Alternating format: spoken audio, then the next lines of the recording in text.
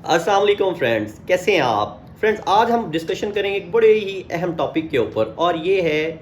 एक बुक है, उसका मैं रिव्यू तो आपके साथ डिस्कस करूंगा। और ये बुक डिस्कस करनी बहुत ज़रूरी है क्योंकि पाकिस्तान के जो सियासी मसाइल है ना, उनका जो सियासी हल है वो आज आपके सामने डिस्कस करना है।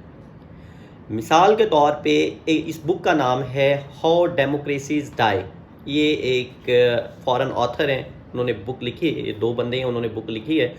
और इसके अंदर ना जो भी जो आर्गूमेंट्स हैं उनको मैं रिलेट करूँगा पाकिस्तान के साथ। मतलब मेन फोकस जो है मुझे प्यारा पाकिस्तान है, और इस प्यारे पाकिस्तान के साथ मैं इनके सियासी मसाइल का हल, जो सियासी हल है, वो आपके साथ शेयर करूँगा। तो उसमें स्टार्ट करते हैं। पहला जो आर्गूमेंट है, मतलब 4 लेसन्स मैं आपके साथ इसमें डिस्कस करूँगा। 4 lessons that I have acquired from this book, कि क्यों पाकिस्तान के अंदर जो है ना सियासी तंजिली है, या पाकिस्तान के अंदर जो है ना हर वक्त बदअमनी, अदम इस्तेहकाम और ये वाले जो मामलात हैं, ये क्यों है पाकिस्तान के अंदर। अच्छा, स्टार्ट करते हैं कि जो पहला आर्गूमेंट है जो मैंने बाय किया है वो ये है कि जो भी जमहूरी कह लें कि डके आता है ना, या जमहूरियत जो कमज़ोर होती है वो बड़ा स्लोली होती है, और फ़ौरन एकदम नहीं होता कि लाइक आप कह दें कि जी एक दिन जो है इलेक्शंस हैं और अगले दिन आप इसको ख़त्म कर दें और फिर डिक्टेटरशिप आ जाएगी या फिर मोनार्की आ जाएगी। तो ऐसा निज़ाम ऐसे चेंज नहीं होगा, ये बड़ा स्लोली डके आता है। वो कैसे आता है? मिसाल के तौर पे अगर पाकिस्तान के कॉन्टेक्स्ट में बात करें ना, तो पाकिस्तान का कॉन्टेक्स्ट में हम डिस्कस करेंगे कि पाकिस्तान को 75 इयर्स की इंडिपेंडेंस, सिंस इंडिपेंडेंस इतना एज हो चुकी है पाकिस्तान की। तो इसके अंदर हम ये देखते हैं कि 35 इयर्स जो है वो मार्शल लॉज रहे हैं, डिफरेंट टाइम पीरियड्स। लाइक सबसे पहले जब वो 58 से मार्शल लॉ लगा और 68 तक, और फिर से ऑलमोस्ट 71 तक, और उसके बाद दोबारा से जब 77 से ऑनवर्ड जो है ना 88 तक। तो ये जो उसके बाद 1999 से लेकर 2007 तक, तो ये जो 3 मेजर इराज रहते हैं ना जी मार्शल लॉज के, इसके अंदर कैसे जमहूरी कल्चर को, जमहूरी प्रोसेस को मैं कहूँगा कि मिटाया जाता है, ख़राब किया जाता है, इनको तबाह बर्बाद किया जाता है। वो मेजर इवेंट्स हैं जिससे मैं ये कह सकता हूँ कि पाकिस्तान के अंदर जमहूरियत जो है, जो एक सियासी इस्तेहकाम है, जिधर इंसाफ, बराबरी, मैरिज, इक्वलिटी, ये सारा का सारा निज़ाम जो है ना पाकिस्तान की सोसाइटी के अंदर से, पाकिस्तान के मुआशी निज़ाम के अंदर से, पाकिस्तान की सियासी पॉलिसीज़ से निकल चुका है। बहुत लाइक अफसोसनाक चीज़ है कि कैसे जो है एक पूरी जो तरीके के साथ, एक पूरे मेथड के साथ जो है ना हमारा जो सियासी इस्तेहकाम है उसको ख़राब किया गया, सियासी कह लो कि जमहूरी निज़ाम जो है ना इसको तबाह किया गया। इसकी जो मैंने मेजर रीज़न था, एक तो मार्शल लॉज, और दूसरा ये है कि जितनी भी नॉन डेमोक्रेटिक फोर्सेस हैं ना उनकी इंटरवेंशन। लाइक कभी आप देखते होंगे कि जितने भी मेजर इंस्टीट्यूशंस हैं ना, पॉलिटिकल इंस्टीट्यूशंस, वो कैसे ओपोजिशन वाले जो है वो नॉन डेमोक्रेटिक फोर्सेस के साथ, मिलिट्री जनरल्स के साथ, या फिर एजेंसीज़ के साथ, या फिर जुडिशरी के साथ मिल के गवर्नमेंट को जो है डिरेल करते हैं, या फिर फॉरेन फोर्सेस के साथ, फॉरेन फंडिंग के साथ हाइब्रिड वॉर के तहत जो है गवर्नमेंट को कमज़ोर करके, और वो जो है जमहूरी निज़ाम को, तसलसल को चलने नहीं देते। अच्छा, इसके बाद जो दूसरा आर्गूमेंट, जो लेसन कह लें या जो एक नॉलेजफुल बात है, वो ये है कि जितनी भी इनकम्पिटेंट पॉलिटिकल लीडरशिप होती है ना, जो जिनको वोट देते हैं, कौन वोट देते हैं? Ignorant message. मतलब देहातों में जो अनपढ़ यंग हैं लोग, वो अपने बुज़ुर्गों के कहने पे, और जो बुज़ुर्ग हैं वो अपने इलाके के चौधरियों, अपने फ्यूडल्स के लैंडलॉर्ड्स के कहने पे, शहरों में भी सेम इसी तरह से जो एक सिस्टम को नहीं समझते, इंस्टीट्यूशनल रिफॉर्म्स को नहीं समझते,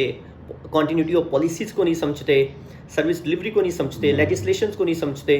वो सिर्फ़ और सिर्फ समझते हैं तो एक जो कॉलोनियल माइंडसेट होता है, जो उनके पास सियासतदान गाड़ियों में आते हैं, कॉटन के सूट पहन के आते हैं असले के ज़ोर पे, या फिर उनको जो है ऑन द डे इलेक्शन जो पैसे बांट के, یا ایڈورٹائزمنٹ کر کے، تو یہ لائک ایک پراپر اس طرح کا ماحول دیکھ کے جب لوگ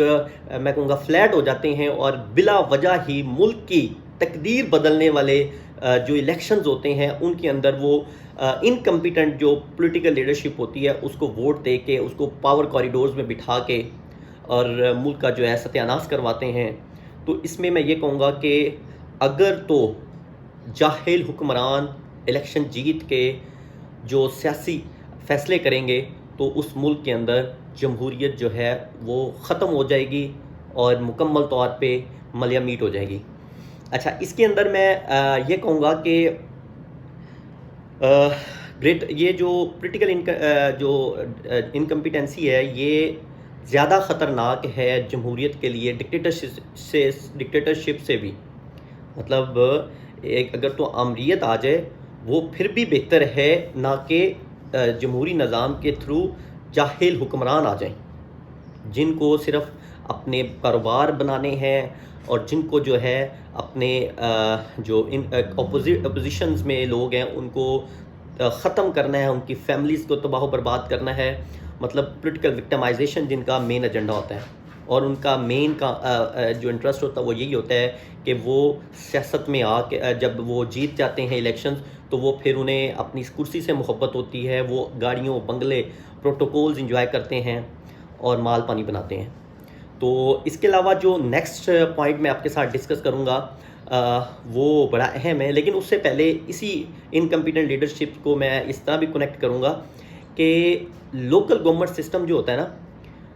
جو کہ نرسری ہوتی ہے کسی بھی سیاستدان کو اسٹرانگ کرنے میں، اسٹرینتھن کرنے میں، اور جمہوری نظام کا یہ حسن ہوتا ہے، تو جب یہ نالائق، نکمے اور نکارہ سیاستدان، حکمران اوپر آ کے بیٹھتے ہیں تو پھر یہ کیا کرتے ہیں؟ پھر یہ بیسیکلی آپ کے جو لوکل گورنمنٹ کے جیسے کونسلر ہے، جیسے وائس چیئرمین ہے، جیسے چیئرمین ہے، جیسے میئر ہے، ان سب کو وہ بننے ہی نہیں دیتے، اس نظام کو وہ اکھاڑ پھینکتے ہیں، اس نظام کو وہ تسلسل کے تحت آنے ہی نہیں دیتے اور اس کی پوری مخالفت کرتے ہیں۔ تو اب آپ نے دیکھا کہ یہ جو زہر آلودہ لوگ ہوتے ہیں یہ جب سیاست میں آ کے حکمران بنتے ہیں تو یہ نیچے والا جو ایک پروسیس ہے جس سے چیزیں اوریجنیٹ ہوتی ہیں، اسٹرانگ ہوتی ہے، جو بیس ہوتی ہے، اس کو ہی ختم کر دیتے ہیں۔ تو ان سے یہ ایک بہت ہی خطرناک، ایک بہت تھریٹننگ قسم کا فیکٹر ہے جو جمہوریت کو پاکستان کے اندر جو ہے کبھی بھی مستحکم نہیں ہونے دے سکتی۔ اچھا، اب جو تھرڈ لیسن جو ہے میں آپ کے ساتھ ڈسکس کروں گا وہ یہ ہے کہ جو ہماری ڈیموکریسی ہے یہ جب مضبوط تب ہو سکتی ہے جب انسٹیٹیوشنز جو ہیں مضبوط ہوں گے۔ اگر انسٹیٹیوشنز اسٹرانگ ہوں گے تو ڈیموکریسی بھی اسٹرانگ ہوگی۔ مثال کے طور پہ پاکستان کے اندر جو انسٹیٹیوشنز ہیں جو اکاؤنٹیبلٹی کرتے ہیں، فار ایگزامپل ہمارے پاس نیب ہے، اکاؤنٹیبلٹی کرتا ہے بیوروکریٹس کی اور پولیٹیشنز کی، اور کسی کی نہیں۔ ادر دین ہمارے پاس جو ایف آئی اے ہے، ہمارے پاس اینٹی کرپشن ہے، ہمارے پاس اسپیشل برانچ ہے، ملٹری انٹیلیجنس ہے، آئی بی ہے، انٹیلیجنس بیورو، ان سب کا جو مین کام ہے وہ یہ ہے کہ جو بھی سیاست میں حکمران ہوگا، پرائم منسٹر ہوگا، پرائم منسٹر کی کیبنٹ ہوگی، پرنسز میں جن کی کیبنٹ ہوگی، وہ ایجنسیز، یہ جو ہماری اکاؤنٹیبلٹی کی ایجنسیز ہیں، یہ ان کو کچھ بھی نہیں کہیں گی۔ یہ کن کو کہیں گے؟ یہ اپوزیشن کو جکڑیں گے۔ اچھا، اس کے بعد جو ان کا مین ایجنڈا ہوتا ہے کہ جو ہماری اپوزیشن ہے ان کو، اور جو ہمارے جو گورنمنٹ کے اندر ہی لابنگ کرتے ہیں اور گورنمنٹ کو چلنے نہیں دیتے، گورنمنٹ کے اندر جو پرائم منسٹر ہے یا سی ایم ہے یا پھر کیبنٹ ہے، اس کی جو ڈسکشن ہے یا ان کے جو پلانز ہوتے ہیں ایگزیکیوٹ نہیں ہونے دیتے، ان کو یہ وکٹمائز کرواتے ہیں، ان کو پکڑ کے ان کی اکاؤنٹیبلٹی سٹارٹ، مطلب سلیکٹیو،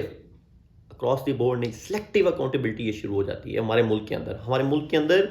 کوئی رول آف لا نہیں ہے، کوئی مطلب پراپر جو نا وہ کہہ لو کہ ایسا نظام ہے جس میں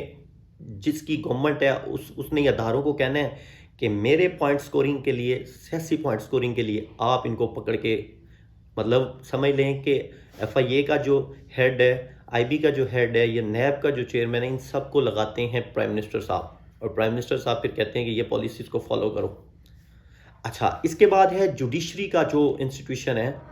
جوڈیشری کا جو انسٹیٹیوشن ہے وہ ابھی آپ دیکھ لو کہ جو کرنٹ اگزامپل ہے وہ یہ تھی کہ دو بڑے اہم فیصلے جو ہے جوڈیشری کے پاس تھے۔ ایک تھے پنجاب اور کے پی کے اندر پروونشل الیکشنز، جس کو کانسٹیٹیوشن کے تحت انہوں نے کروانے تھے۔ انفارچونیٹلی جوڈیشری اتنی اتھارٹائز ہونے کے باوجود بھی وہ ان فیصلوں کو نہیں دے سکی، الیکشنز کو ٹائم پہ نہیں کروا سکی۔ You know all the reasons, all the factors behind their decline, اور یہ جو میں نکارے کہیں گے جی، نلائی قسم کے لوگ جو ثابت ہوئے ہیں ہماری جوڈیشل سسٹم کے اندر۔ اچھا، اس کے علاوہ ہے الیکشن کمیشن جو ہے وہ ایک ایسا انسٹیٹیوشن ہے جس نے فری اینڈ فیئر الیکشن جو ہے وہ کنڈکٹ کروانے ہوتے ہیں ہر سال، لیکن انفارچونیٹلی نہ تو ماڈرنائزیشن آ سکی ہے، نہ کوئی کریکشن آ سکی ہے، نہ کوئی ٹیکنالوجی کا استعمال آ سکا ہے، اور نہ ہی آئین کے تحت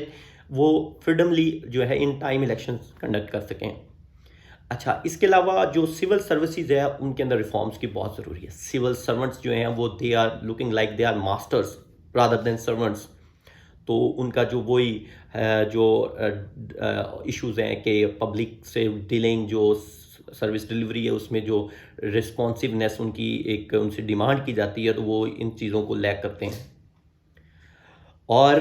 جو لاسٹ لیسن، فورتھ لیسن میں آپ کے ساتھ ڈسکس کروں گا وہ یہ ہے کہ جمہوریت کو پاکستان کے اندر اور دنیا کے اندر انٹرنل تھریٹ ہوتا ہے rather than external threat. Internal threats کیا ہے پاکستان کے اندر جمہوریت کو؟ اگر ہم کہنا جی کہ ہماری جمہوریت اس لیے مضبوط نہیں ہو رہی کہ کشمیر کا مسئلہ ہے، یا پھر انڈیا کا مسئلہ ہے، یا پھر افغانستان کے اندر کرائسس ہے، یا پھر سعودی عربیہ اور ایران کی جھڑپیں چل رہی تھیں، اب تو وہ بھی کافی حد تک ریزالو ہو چکا ہے۔ یو ایس اور چائنا کا ایشوز ہیں، رشیا یوکرین وار ہے، تو یہ کوئی بائے نہیں کرے گا اس آرگومنٹ کو۔ پرابلم جو ہے وہ لائی کرتی ہے انٹرنلی کیا پرابلمز ہے؟ پاکستان کے اندر سب سے بڑا مسئلہ ہے ایکسٹریمزم کا، انتخاب پسندی، مطلب ٹالرنس نہیں ہے لوگوں کے اندر، انتخاب پسندی ہے۔ کسی بھی موضوع کے اوپر جو ہے وہ ایسے اسٹک قسم کے اور ضدی قسم کے ہو جاتے ہیں کہ جس کے اندر جو آپ کہو کہ کمپنسیشن کی، کوپریشن کی امید نہیں ہوتی۔ اچھا، اس کے بعد ہے دوسرا الٹریسی ایک سب سے میں سمجھتا ہوں کہ بڑی وجہ ہے جو کہ جمہوری نظام کو نہ بڑھا سکی نہ چلنے دے سکی۔ مثال کے طور پہ جو الٹریٹ لوگ ہوتے ہیں وہ جو ہے وہ نااہل نا قسم کے لوگوں کو پاور کوریڈورز دیتے ہیں، اور اس کے بعد جو ہے وہ خود بھی جو ہے نہ کبھی کسی کو اکاؤنٹیبل کرتے ہیں، نہ کبھی کسی کو کرٹیسائز کرتے ہیں۔ اگر کرٹیسزم ہوتا بھی ہے تو وہ صرف اور صرف کسی سے پیسے لے کے کسی کے اوپر کیا جاتا ہے، ان کو اپنے رائٹس کا نہیں پتہ ہوتا، وہ پالیسیز کے اوپر کرٹیسزم نہیں کرتے بلکہ لوگوں کی نیتوں پہ کرٹیسزم کرتے ہیں۔ اس کے علاوہ لیک آف نیشنل کوہیژن جو ہے نا، یہ بہت بڑا فیکٹر ہے۔ اگر ملک جو ہے وہ مضبوط ہوگا، لوگ جو ہیں بڑے مضبوط ہوں گے قومی طور، قومیت کی بیس پہ، تو پھر ہی نظام چلتا ہے۔ اگر لوگوں میں پھوٹ ہوگی، لوگوں میں تفرق ہوگا، تو پھر کبھی بھی نہیں چل سکتا۔ ویک انسٹیٹیوشن سب سے بڑی مثال ہے امبیلنس، جس میں سٹارٹ سے ہی بیوروکریسی اور ملٹری اسٹیبلشمنٹ جو ادارے ہیں ان کو کیا گیا مضبوط۔ اب یہ دیکھیں نا جی، گھر میں اگر آپ کے 3 بچے ہیں اور 2 کے ساتھ آپ ایسا رویہ رکھتے ہیں کہ ان کو برانڈڈ کپڑے اور ان کو کارز کے اندر سکولنگ دلواتے ہو، اچھے سکولز دلواتے ہو، اور جو ایک ہے اس کو آپ پبلک سکول اور اس کو آپ جو ہے نا لوکل قسم کے کپڑے دلواتے ہو، تو کون سا زیادہ بچے کا ایکسپوئر ہوگا، کون گرو کرے گا، کس کے پاس جو ہے نا کیپیبلٹی زیادہ ہوں گی، صلاحیت زیادہ ہوگی؟ ڈیفینیٹلی جس کے اوپر آپ نے زیادہ فوکس کیا ہوگا۔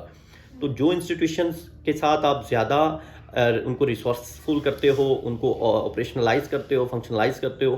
وہ اوپر چلے جاتے ہیں، اور جو سویلین لیڈرشپ ہے یا سویلین انسٹیٹیوشنز ہیں وہ نیچے جا رہے ہیں۔ تو یہ ایک بڑا کلیئر ڈفرینس ہے جس سے ہم یہ کہہ سمجھ سکتے ہیں کہ ہمارے پرابلمس کیا ہیں، ہم نے ان کو پریفرنس دینی ہے، ان کے اوپر ہم نے سولوشنز لے کر آنے ہیں، اور اپنے نظام کو آلودہ ہونے سے بچانا ہے۔ Thank you so much for your attention, consideration, اور میں نے بڑا کوشش کی ہے کہ اس بک کا جو آپ کو بریفلی جو ایک لیسن ہے وہ آپ تک پہنچاؤں. Thank you so much.